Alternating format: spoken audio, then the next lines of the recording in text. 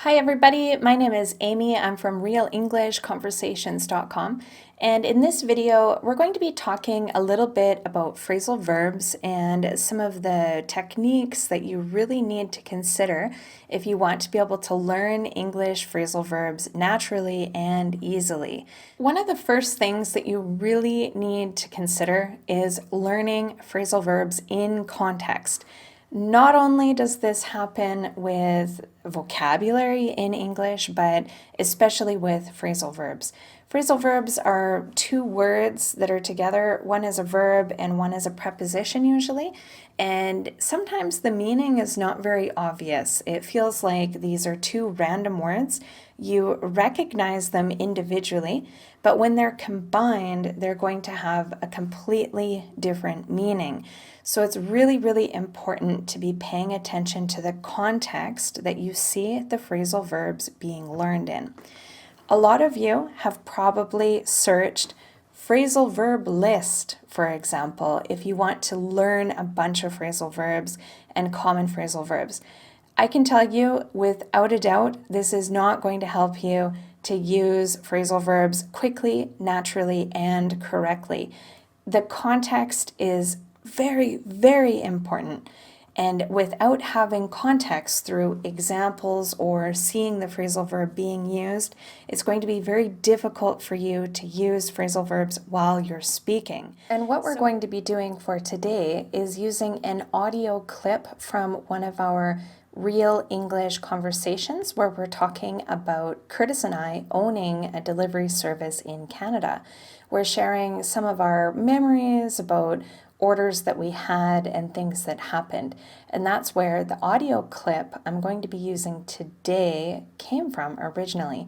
And as you can see here on the screen, we have the English Phrasal Verb podcast. You might not realize it, but we actually have two podcasts. We have one called the Real English Conversations podcast, and we also have one called the English Phrasal Verb podcast. And obviously, they focus on different things.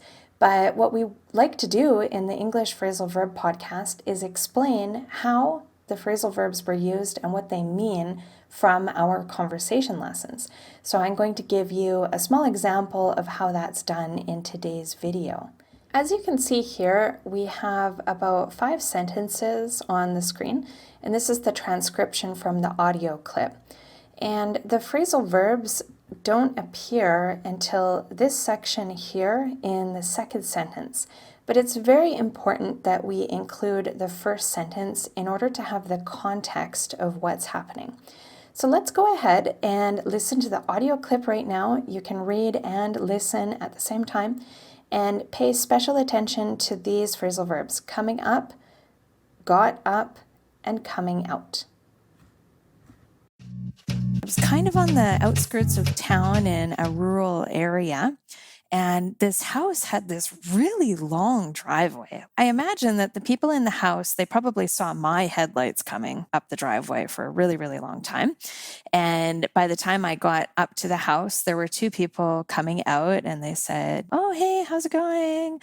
Pretty good, thanks. Okay, so let me get your order for you." Now it's time for us to find out what these things mean. So let's start by giving you a little bit more of a visual explanation of what's happening in this scene. So you can imagine I'm driving my car. Curtis and I used to operate a delivery service, so I was delivering orders to people's homes all the time. And I was driving my car. There was a long driveway, and I was coming up the driveway. In this case, it's true, the driveway was going up because the house was on a hill. And if the house was down and the driveway was down, I would say that I was coming down the driveway. If the driveway is flat like this, you can choose to say that you're coming up or coming down, and it doesn't matter at all. It's the speaker's choice in this case.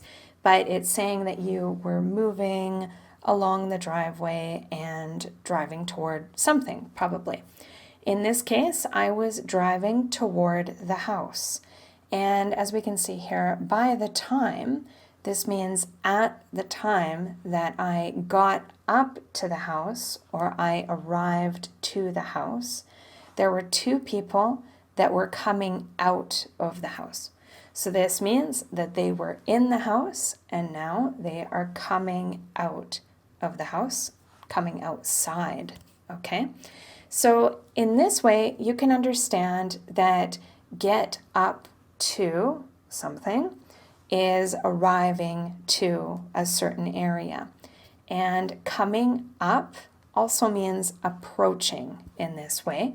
And coming out means to leave an area where you're probably inside and now you're outside. You are coming out. So it's very helpful to have the context of this story to help us understand how these phrasal verbs are used. And what's really cool is that the second part of this audio clip, and actually the following podcast, uses coming up, coming down, coming out, all of these things in different ways. The up is used in a similar way with a different verb. So it's very, very helpful to see how these prepositions are working and what they actually mean. Once you grab on to the meaning of the preposition and how it's used, you'll see it's used in a similar way in a lot of other situations. So this can really help you not only to use more phrasal verbs, but to understand that they actually have a meaning and to have the logic that native speakers use while they're speaking. If you liked this video and the way of learning phrasal verbs like this, there are a few things that you can do to get more lessons. First of all, come to our website, realenglishconversations.com.